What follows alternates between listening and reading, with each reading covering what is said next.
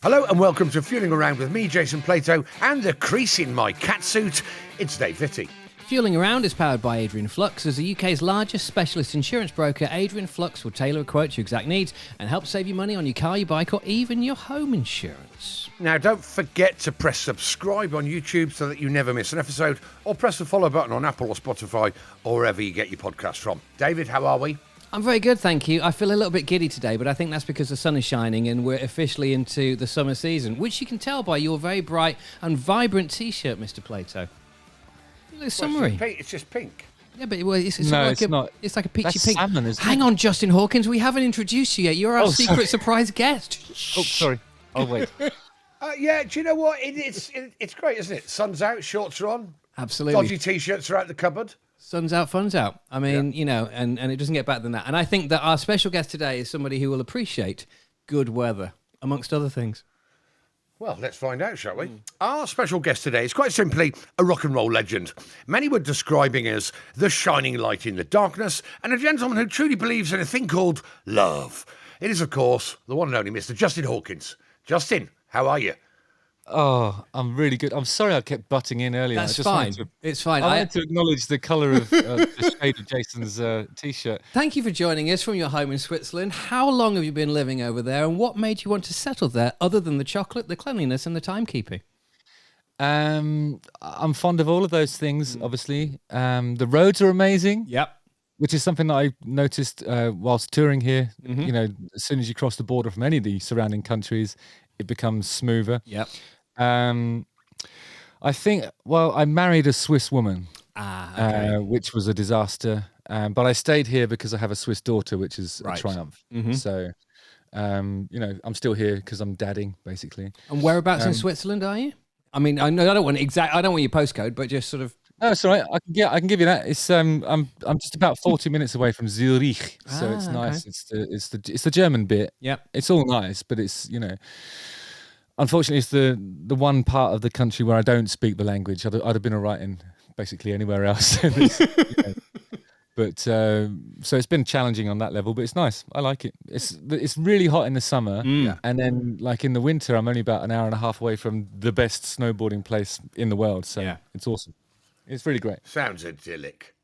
Yeah, it is actually. Do you know what I've been a couple of times to ski resorts in the summer just to go walking. It's absolutely breathtaking, eh? I know, it's amazing. And every town that you go to, they have these like walking stroke running paths with outdoor exercise points at them. They really, everyone's healthy, basically. I think you live a long time if you spend your life in Switzerland. Do you know what? I've seen a few of those videos where lunatics jump off with a wingsuit on their back and skip down the side of a mountain at night Yeah, time. doesn't that look boring? Oh, no, that looks vaguely acceptable. How do you stick a landing on that in that costume then? Do you have to aim for a trampoline or something like that? Or what?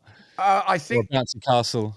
If ever a sport suited you, though, Justin, surely it's the wingsuit because, you know, it's not that far away from some of the old stage outfits, surely. You know, it's effectively a catsuit with wings, isn't it? You're right. In fact, I have had a few catsuits with the requisite winged element. But because I think what you're talking about there is the cape, actually, that's attached to the arms. Yeah. Because a cape, and here's the distinction between and the reason why most superhero movies are wrong. Like a cape is something that goes to the waist. Yeah. And if you have a full-length one, like what Superman wears, for example, that's a cloak. It's not the same thing. It's a subtle And you difference. can't fly with a cloak. You'd just take off. You'd end up in the stratosphere somewhere. So, hey, Struggling for air. Justin, you just recently performed at the VE Day celebrations in London a couple of weeks ago. How does a booking like that come around? I mean, do they contact you? Do you show interest in them or... No, I think here's how it works. I think what happens is you become, it's kind of like the kind of assignment that takes 22 years to achieve, really. You have to write a perennial mega hit that the whole world knows and loves. Yeah. You have to not get cancelled. You have to not do anything abhorrent in your personal life that allows you to, that allows them to ignore you. Keep touring, become a band with longevity, and then you are the reliable sort of household name, familiar face, national treasure type person that they'll call on in moments like that. and then you get to play for the king, which is cool. I mean, so it's really funny though, because it has like it actually has, you know, like anything you do in the creative sphere, there's reaction that if you're doing something right, then there's, you know, you polarize people, and there's contrasting reaction. So some people have been calling us bootlickers because we played for royalty. You know, it's like, you should have seen the fee. I mean, I'd lick more boots if it means that, you know. I know. I mean, it was just fun. Just a really great day out. And you know, we've been on tour. We did an arena tour earlier this year, and we got more big stuff coming up. So it was kind of like in a little break in between it. So it was just great to see everybody. Like we all love each other. It's like we're not one of those bands that fights or anything. So it's just fun. It's just a good time. And are there any, I presume that there's complete strict protocols, unlike no other gig, I guess. It was difficult to figure out what to wear, actually, because I couldn't do my squirrel diving suit for a start, because my nipples would have been exposed, and the king, and certainly not the queen. Well, they don't have nipples, do they? Well, they've never seen them. Okay. And they thought it might be a bit shocking if, you know. So I wasn't allowed that. They wanted everything to be sort of 40s inspired, right, you know. Yeah. But then again, they said no military, so it became like the parameters that we had to choose our outfits within were really strict, and we went for like something sort of inspired by 40s civilian clothing, you know, post-war almost. And I think we nailed it. Basically, I thought you looked great. We had our stylist Lucy, but she was working really hard and fighting the BBC at every corner. It was hard, but we got there in the end. And also, you're not allowed things like stripes because they strobe on camera, and you know, people watching it on old-fashioned TV sometimes, and you just got to be careful with that kind of stuff too. So, listen, you're back on the road, as you just sort of said. The latest album, Dreams on Toast, which you released at the end of March, you're obviously promoting that. Is touring, after all these years, a pleasurable experience, or is it something that you need to do? Well, I think I don't know. That's a really tough question. I think touring is like a joy for me. The daily existence of touring is so much fun. I love everybody in our team, and we've really sort of honed it now so that it's just like great people, and every day is just a real laugh, you know. Yeah. And there's structure and routine in my days as well when I'm on the road, which I don't have when I'm at home. So it's great, you know. In terms of whether we need to do it or not, I think we need to do it in the UK, because it's big there. You know, we can do arenas in the UK, and it's like that's our territory, it's our home, and we love playing to British audiences. You know, but it's like, you know, there's places in Europe where it's like that. Italy's great as well. You know, but there are some places where I think we're going there just to sort of maintain a presence. Okay. And I don't know whether it's for me personally, and I'm not speaking for the band. I'm certainly not speaking for management, but for me, it's like, I don't mind if we turn into a heritage band and only focus on the territories where it really works. But you are kind of condemning yourself to that title of heritage act if you do that. So, for example, we'll go to America and we'll do a lot of touring there, but we don't really have a label partner in America. So our albums, they'll, you know, people will hear them and they'll stream them and stuff in the States, but they're not actually kind of marketed in the same way as they are here, kind of thing. So I kind of feel like, why are we bothering? And I'd rather do other stuff, really. But I get it. I mean, I think we're still in a building phase, really, because I had 5 years off when I decided to take all of the drugs and spoil everybody's career. So we're still rebuilding from that. You don't really get any second chances. You have to grind and grind and grind and really work hard after you do a thing like that. So, you know, it's like Eminem said, you only get one shot, really. So you have to keep going. So to answer your question, both really. It's really, really joyous and fun, and it's awesome for the momentum of in the territories where we're building fast and making great strides and doing big stuff. And it's challenging in a different way in other territories, because you sort of play new material, and a lot of the people don't really care about that stuff, you know. Whereas in the UK, it goes well, you know. Is Don't Let the Bells End in the set, or is that, you know, a track which is performed after November? Well, I think we're an October onwards band. Sometimes people ask for it at festivals, and it's fun to play. You know, it's in a UK festival, you'll get people asking for it, and most of the time, we'll just pander to that because we know how to play it. Why not?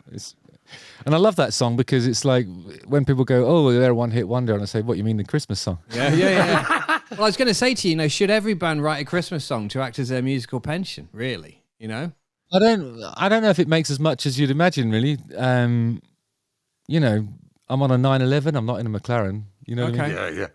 So yeah, fair enough. But I like the fact that you said before, you genuinely look forward to the touring, because I wasn't sure, as I say, having done it for this many years, and we're all gentlemen of a certain age now, sadly. I didn't know whether it was going to be one of those things where you kind of think, oh, do you know what? We've got to do the tour because we've got to promote the album, whatever. But the fact that you get excited and probably sort of counting down the days thinking, oh, it's only 2 weeks till we go on tour is actually really nice and really refreshing, I think. Well, I mean, the thing about being our age is that things come around way quicker than you. Yeah.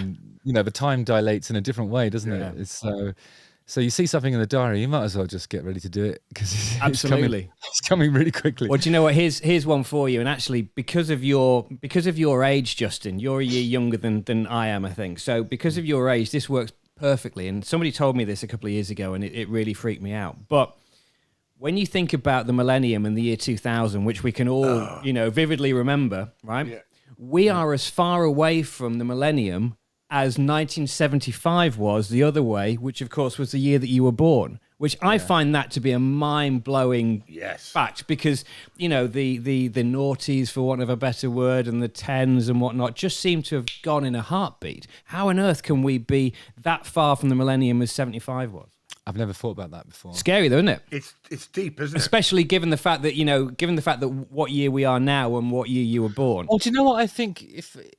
I think culturally, I think in the 80s, there was, rampant consumerism. In the 90s, you had grunge and Britpop and the decades were more defined, don't you think? Yeah, they were. I think you can definitely especially in terms of fashion, actually. Yeah. And then like noughties, it's really hard to pin down. Tens, you might as well forget about it. There's nothing of cultural note that happened in that time. Yeah. And this decade remains to be seen, really. So it's kind of like, I think it's basically because the 70s, 80s and 90s had so much contrast in them that it felt like longer. Now it's just bullshit. The whole thing is just a swaves of silty nothingness. And it's like, well, what are we doing? Maybe that's my age, but things were better or at least more interesting, Yeah, I think so. Yeah, me too. So anyway, let's talk cars. We know you love cars. Tell me about, you've just passed your arts license, haven't you? Racer license. Firstly, congratulations. But where did you do it? What made you think about doing it? Discuss.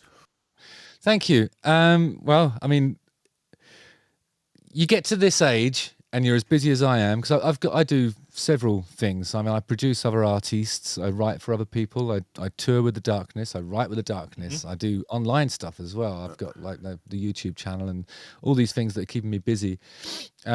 I've kind of transitioned into a period of my life where the thing that I enjoy the most is like writing for other people. Oh, really? Or producing. I really love it. Yeah.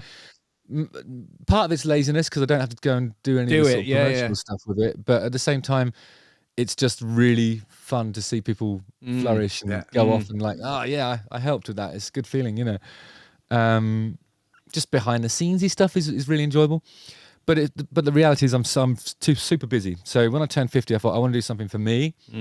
And years ago, I used to be like friends with the Classic Car Club. We used to do rallies. We used to sponsor a NASCAR at Rockingham Raceway. Yeah. And we had a lot of sort of affiliations with things that were petrol-y based. I remember the first time I did the Top Gear run, the stars in reasonably priced cars. I remember the Stig saying to me, you've got a bit of talent here. And I'd never really tried to drive in that way before. So I thought, well, let's explore that, So I got a friend called Donna who works at Silverstone, and we played there last year for the MotoGP, the motorbike event. That's where I bumped into you coming out the wing. Do you remember? Oh, okay. Yeah, of course. Do you remember? Yeah. So that was kind of like, it's because me and her got on really well, and I was like, I want to do more of this stuff. What can we do? And she said, well, we can get your R's license, we can get you on Ducatis, we can do all this, And I thought we'd start with the four wheels. Yeah, I'm slightly less likely to kill myself in that, and I've got a bit of experience with sports cars, so let's try that. I used to. I've got some racing trophies actually from when I was younger, but I hadn't done it for years. And so I was kind of like, I rocked up in some, I think I was wearing like the shoes that I was planning to wear. In fact, those shoes that I wore on stage for the 40s inspired look for the Kings thing. Right. Yeah. The Kings thing.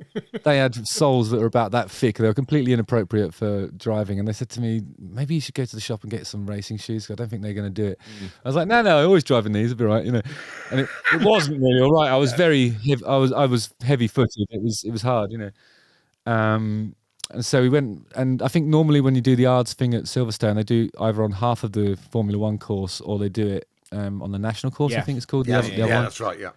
But I did it on the main. I did it on the full. Oh, Formula on One. the GP circuit. Wow. I did, yeah, because it was some sort of bank holiday track day, so Right. that there's, they couldn't section it off, and I had to join in with all the McLarens and Ferraris and Porsches that were there. And they kept saying to me, "Oh, it's okay if you don't pass this today. You can do the theory test and get that out of the way, and you can come back and finish it." But I think all I needed to do really was to be not too slow to cause an issue for people shunting me, and also just be safe enough and memorise the corners. And there's 18 of those.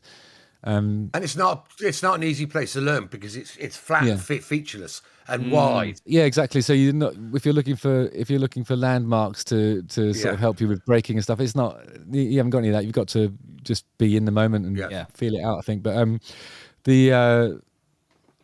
I did memorize it. I got my head around it in the end. And I went off and did some, sideways driving and spinning around and all that kind of stuff on a different part of Silverstone, and then came back to it at the end. And I think I'm pretty sure I more or less scraped it. I'll have to go back and do some more before I do anything that's race it, because I will be dangerous if I try and race now, I think. But it's I liked it because one of them said I was wild, but I could do it. Do you remember your instructor's name? Yeah, it was Deeksy. Oh, Steve Diggs. Oh, right, I know Diggsy. Yeah, wild, but what? He said I could do it when I put my mind to it, but I was wild. He also said that he hadn't seen anybody work as hard over the course of an intensive day to get to that. Brilliant. I think he was quite proud of me for doing that, which is great. And I will go. It'll be him that I go around with again next time. We have a gentleman's agreement that I'll do that before I do any racing, because I need a bit more. Yeah. I need the right shoes. And so that is the intention then, obviously, to sort of use that to obviously take part in some races over the coming years. Yeah, I can't see why not. I mean, I don't know. I feel like when I'm doing it, I don't feel nervous or anything like that. I don't feel like my heart rate's really slow when I'm doing it, and I don't fear being shunted. I don't mind being really close to other cars. I can get myself out of trouble if I need to, and I feel like I'm all right, really. I'm not suggesting I'm going to win anything, but I do want to do it because I think it'd be fun. Well, do you know what? That's one of the most important things that you can picture your mindset when you're in the car, and I've obviously done a bit of racing in my time. You don't feel nervous. No. But you are aware, and I think it's because you're just so tuned and dialed in. Maybe you have a heightened awareness, but I don't think it manifests as any sort of anxiety in me anyway. No. Like, I'm pretty chilled. Before we dig into the car history, Justin, I've just got a quick bit of mid-show housekeeping to do. If you haven't already, please press subscribe on YouTube so that you never miss an episode, or press the follow button on Apple or Spotify or wherever you get your podcasts from. So you mentioned before about having done some racing in your early days. Where does the car story begin? What was the first car? What was the day of your test like? Talk us through the early days. And this is in Lowestoft, presumably, where you grew up. Yeah, Lowestoft. Yeah, I think my first car was probably... I learned to drive in a Suzuki Rhino, SJ410, a classic. But I think that's a good thing to learn in, because if you turn around the corner too quickly, it's probably going to roll over. Absolutely. Yeah. I did end up in someone's garden on the first day I tried to do it, and he was cutting the grass at the time. I had to dive out the way. My father loves telling that story, so I've beaten him to it. And then I had like a day's intensive and passed first time. It's all quite straightforward. I think it's easier to get your driving license when you live in a town like Lowestoft than it would be if I lived in London, I think. Yeah. I feel sorry for people that have to try and pass in cities. It's not the same challenge at all. No. But obviously, the first thing you do when you get your license is you drive to London. Yeah. You try and figure it out, And I literally said my goodbyes to my family because I didn't think I was going to survive that. And it was fine. I think after that I had a Fiat 900. It was a 900cc van for moving amps around in, because I was playing guitar in bands and stuff, it was handy to have that. I think I had a Fiat 126. I was just fond of Fiats. I liked Italian cars. It was all good. I wanted to have my parents were driving a Nissan Silvia, which was kind of like the nearest thing to a sports car that we ever had. I think the only reason why they were able to afford that was because the interior had been chewed up by a dog. So it had do you remember? I don't know if you remember this stuff. Like they used to sort of clad the walls, the doors of a car before they had all like a sort side of airbags and stuff. It was it was carpet, but it was also like foam underneath. Right. Hopefully non-flammable foam. And so everything had this sort of dense sort of touch to it. And this one had all tooth marks and claw marks in it. So somebody had been driving around, presumably at high speeds in a Nissan Silvia, freaking out a big dog of some sort. Yeah. So that was the car I really wanted. I didn't get that in the end. There was a few others along the way, Kangoos and stuff that's a bit practical. Mm-hmm. And then I turned into a rock star. And then the first rock star car I bought, I had this sort of partnership with Jaguar, and I spec'd up one of the XKRs. Right. Oh, nice. To my liking. Yes. It was British Racing green with cream seats and just every extra you can have on it. Brilliant. Down the order form. Tick, tick, tick, tick, tick. Yeah, I ticked everything. That's really true. And it had a phone in it and all sorts. It was great. And then, but I was really gutted because after a year, they took that back and gave me another one. Mm-hmm. And I was like, but I really want to can I buy that? And they're like, no. They wanted me in a new one. So, that was kind of like the deal. So I don't know why, but I wasn't able to keep that. And then I had another one, which I didn't like as much because it was convertible. And it's kind of like, not really a convertible guy. I don't know why. And anything exotic along the way? Exotic? How do you mean by exotic? Well, I don't know. A bit more exotic than a Jaguar. I know Porsches, Ferraris, anything like that. I did have a Ferrari 328 GTS, which is my favourite car I ever had, probably. Yeah. I had it for, I don't know how long, but I got it really cheap for some reason from a Ferrari dealership. And obviously it's skyrocketed since then. I wish I'd kept it. Yeah. But I felt bad because I was on the road a lot. And the car was just sitting outside my house in London. I was kind of like, it's not fair on the car, No. So for some of the time, the Classic Car Club was sort of maintaining it for me while I was away. But for most of the time, it was just sitting in the rain. I was like, that's not good. So I did the right thing for the car and I sold it. And I've sort of regretted that ever since. That's the one that I think I could still see myself driving. The love that you lost, if you like. Yeah, it was the love of my life in terms of cars. It was just amazing. Do you know what?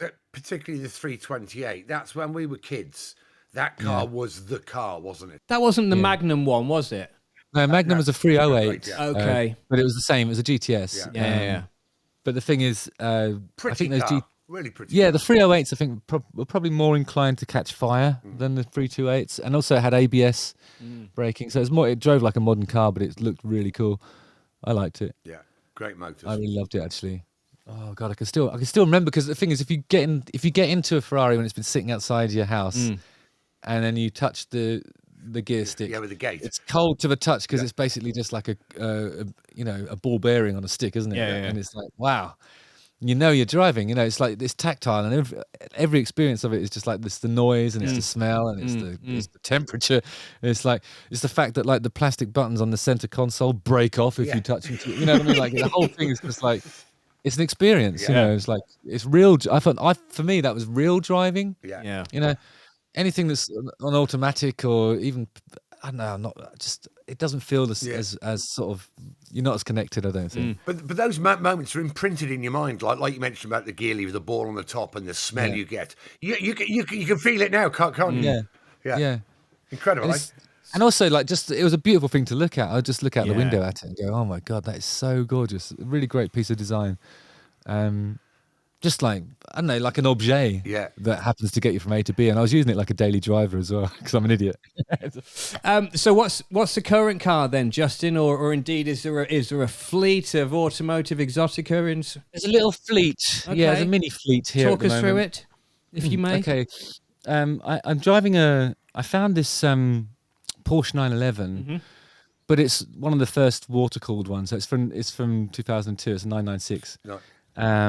But what's amazing about it was that I think the person that owned it before bought it from new and then had some sort of back injury and wasn't able to drive it, but maintained it really well for years. So it was like a new. It had done 3,000 kilometers when I bought it in. Wow. When did I buy it? I've had it for about 5 years now. Right. But it was, and I know those things have like there's some controversy about the engines on those ones that I think 8% of them suddenly break down because the bearing seal goes or something like that. But if you drive it like I drive it, like an old lady, then it's okay. It's going to be fine. But the wonderful thing about it is it's black on the outside and it has this kind of mint green. Oh, nice interior. It's gorgeous. I mean, I've only seen one other like it, and that was just the other day in Zurich. I saw one. That was an air cooled, an older one. So that colorway has been in the Porsche world once in the 80s, probably. And has it got a black top to the dashboard, or has it still got the? Has it got? No, the whole thing's green. All of the interior is mint green. It's outrageous. Wow. It's so cool. So yeah, I don't know. I was just like, wow, look at those colors. Wow, look at that mileage. Okay, let's go and have a look at that. So it was like a 4-hour drive to Geneva, and I just drove it for a bit. I was like, yeah, I've got to have this. It's pretty cool. Because before that, before I moved to Switzerland, I was very much into Lotuses or Loti, as a partridge might say. But it's kind of like. Well, boys, that harking back to your East Anglian childhood, I suppose. I mean, it's the wrong county technically, but it's not far away, is it? No, it's not far. My brother used to live very, very close to Hethel, where they make them.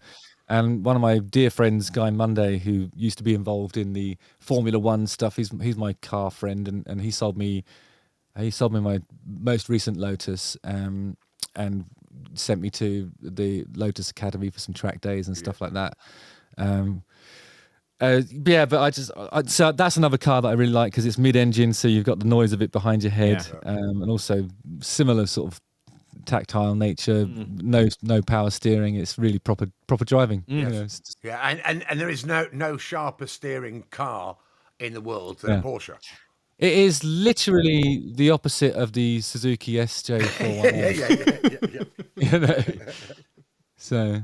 Yeah, so I mean, I like Lotuses and Porsches and Ferraris. Who doesn't? And is there a motor and itch yet to scratch? I feel like I want to go back to Ferrari world at some point. I see a lot of Lambos around here, but I'm not bothered about them. I used to be when I was a kid. I think I used to love the Countach. Yes, I used to think that was an amazing car, and I did look at some of those a couple of years ago, but I was kind of like, it's too much of a boy's car, really. You know, they do have a different image, I think, don't they? I mean, very much now it seems to be Lambos seem to be obviously very wealthy but young men. They're a kind of 30-year-old's car, I think. Whereas in the olden days, the Miura used to be like Twiggy, absolutely, Rod Stewart. You know, like it was cool people driving them. Yeah.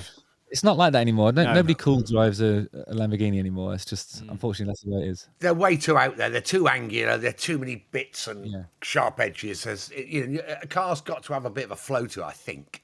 I think so too. It has to have a bit of femininity and some feline quality. That's one of the things that drew me to the Jaguar. Anyway, I thought that the lines on that particular XKR range were quite sexy. I thought, nowhere near the 328. I still think that's the most beautiful car. I mean, that and a Lamborghini. Okay, you could probably talk me into a Miura. Yeah. You could probably talk me into one of those. That's a different kettle of fish, though, isn't it? I definitely. If you gave me like $1 million and said you can have any car you want, you got to spend all of this on a car. I'd be like, all right. Yeah. So this prompts a question. So if you get a Swiss reposition order served tomorrow at your address and said, right, we're taking all the cars apart from one, and you've got to live with this one car for the rest of the days, what's it going to be? What, taken from my fleet, or from my existing fleet, or from an imaginary fleet? From your fleet you've had in the past. So it could be the 328. It could be Yeah. whatever you've had in your car history. Well, if I could keep one, Only one. my car history, one car. Yeah. I would struggle. It'd be between the 911 and the 328, but I think it'd be the 328. Wow. Good call. 328 GTS. Yeah, that's it. The best thing is it's in the most kind of I want to say cliched colorway. It was red, black top with cream interior. It was gorgeous. Yeah. I mean, that's the classic combination, isn't it? It is, but I would have a black one now. Would you? Yeah, I'd have all black, everything. I think that's something that's changed about me. I think I used to be sort of flamboyant in my car color choices. I'm not anymore.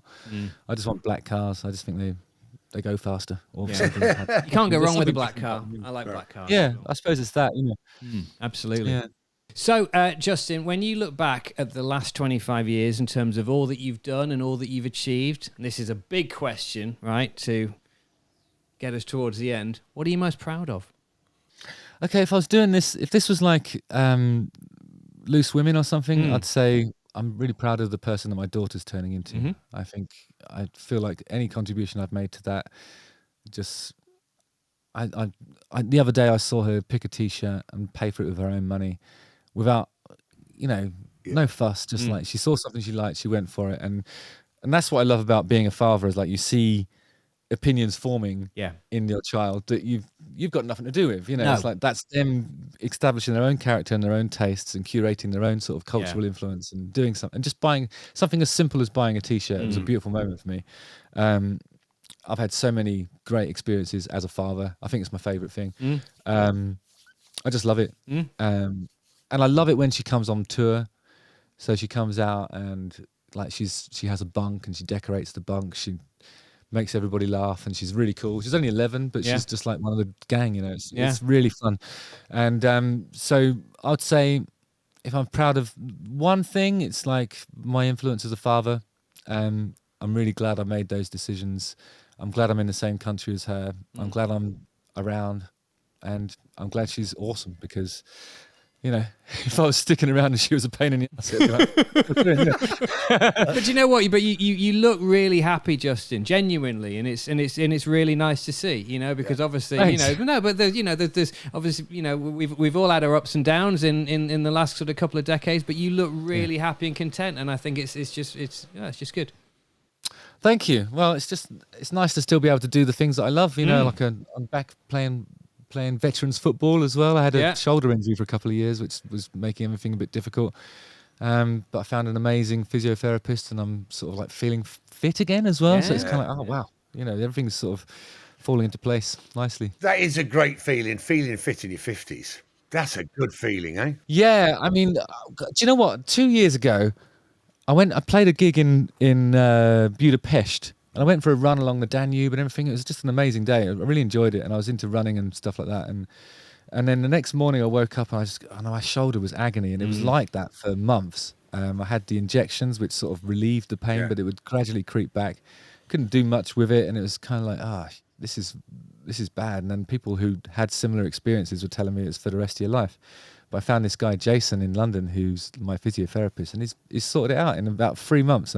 And I'm so happy, because now I can do all the stuff that I was doing in my early 40s. Yes. And the 50s look like the 40s again. It's cool.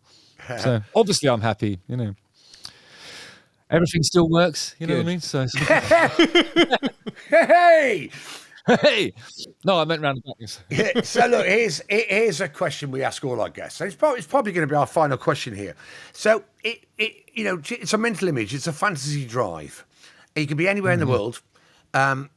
We always think that music and cars are a great mix together. So where are you in the world? Where are you going to?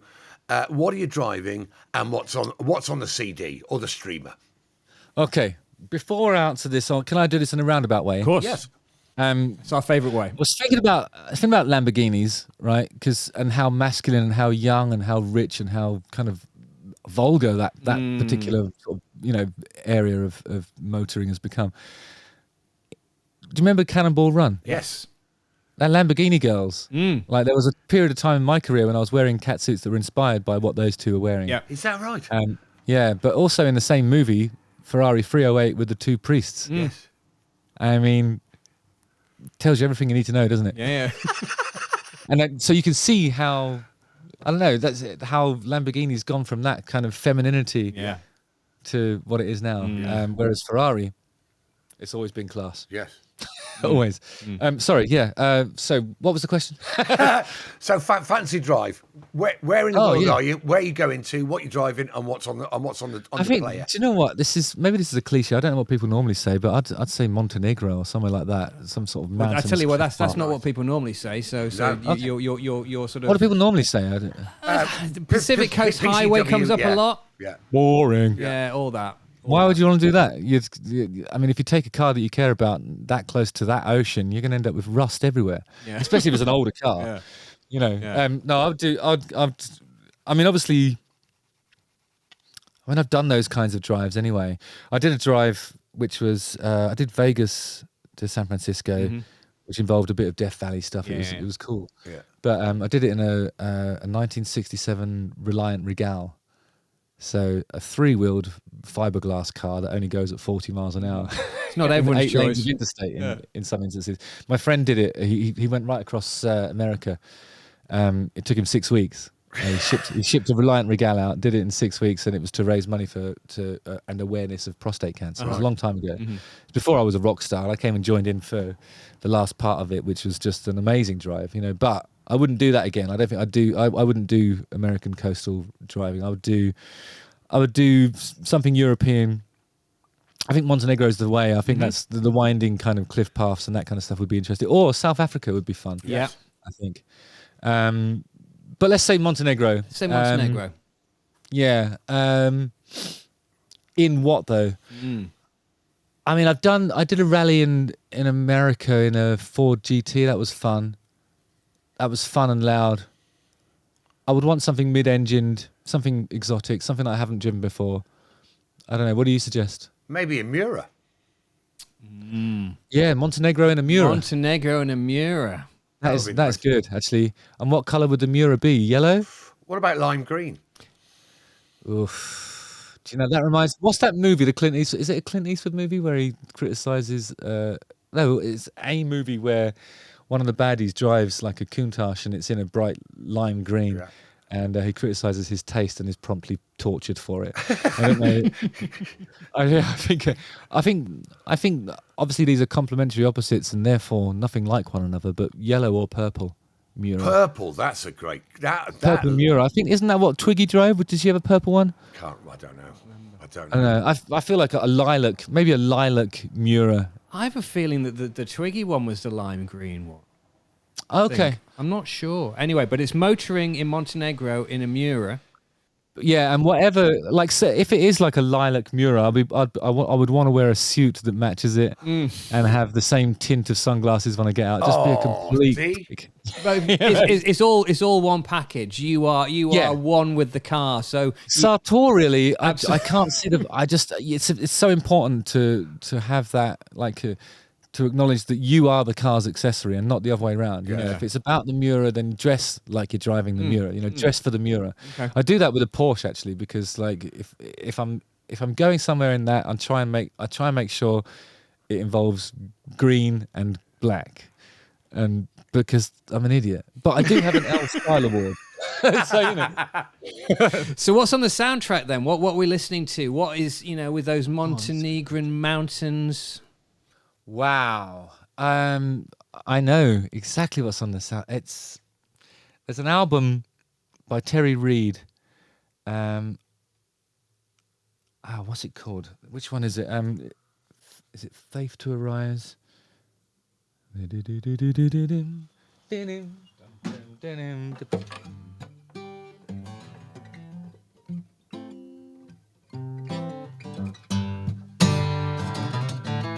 Oh, I know what you mean. Yes.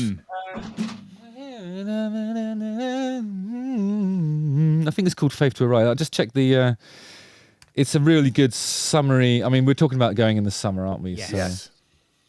let me check. Faith. I want to check what album that's on. Doo-doo.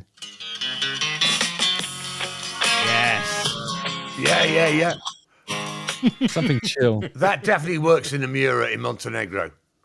Yeah, I think the album's called Seed of Memory. And the whole record is amazing. It was produced by Graham Nash. Mm-hmm. So it has like incredible sort of backing vocals. His voice sounds like, without Terry Reid, we wouldn't have Paolo Nutini. Yes. We wouldn't have, you know what I mean? Like his voice is so great, and it's kind of like Robert Plant, but more country-esque, and incredible songs, great harmonies, and just on a sunny day in Montenegro in a Mura, that's all you want to hear, I think. Sounds perfect to me. I've marked it for download now. Okay, I've not listened to that album, and I will. I've got a decent drive. I've got about 4 hours in the car to do now in a minute. I promise you this, it's an outstanding record. It's really great. There's so many good songs on it. It's beautiful to listen to. You'll love it. I think it's a perfect image. And on that note, Mr. Plato, I think you need to take us out. Well, that's it for this week's Fueling Around, powered by Adrian Flux. As the UK's largest specialist insurance broker, Adrian Flux will tailor a quote to your exact needs and help you save money on your car, your bike, or even your home insurance. Dave, as always, thanks to you, but a special thanks to our amazing guest this week, the one and only Mr. Justin Hawkins. Thanks. Oh, thank you, guys. I really enjoyed it. It's nice to talk about something that isn't, drugs. For a change. Thank you, Justin. It's been a pleasure. Enjoy the rest of the tour. Best of luck with the album. Don't forget to press subscribe on YouTube so that you never miss an episode, or you can press the follow button on Apple or Spotify or wherever you get your podcasts from. Thanks, everyone, for listening, and, well, we'll see you next time. Ta-da. Justin, before we go, can we ask one little favour? We've never done this before, but I think that given that it's you and you're there in your studio and you've got your guitar, would you play us a little something just to play us out? Hey, great idea. Great idea, okay. Vitty. Gotta be done. Good idea. Oh, I'm so pleased that you asked me to play a song. I'm so not prepared.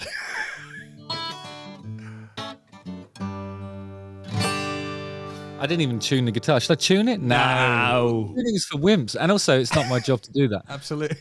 You got people to do that. I guess now it's time for me to give up. And take that, fans in house. Yeah, Yes. absolutely. Got a picture of you beside me. Got your lips. Oh, I'll tell you what I've been listening to today. Oh, this is a great song. See if you recognise the artist. Mm-hmm. Secret heart, what are you made of? What are you so afraid of? Could it be 3 simple words? Or the fear of being overheard? What's wrong? Let her in on your secret heart. Little round of applause, I think. Beautiful.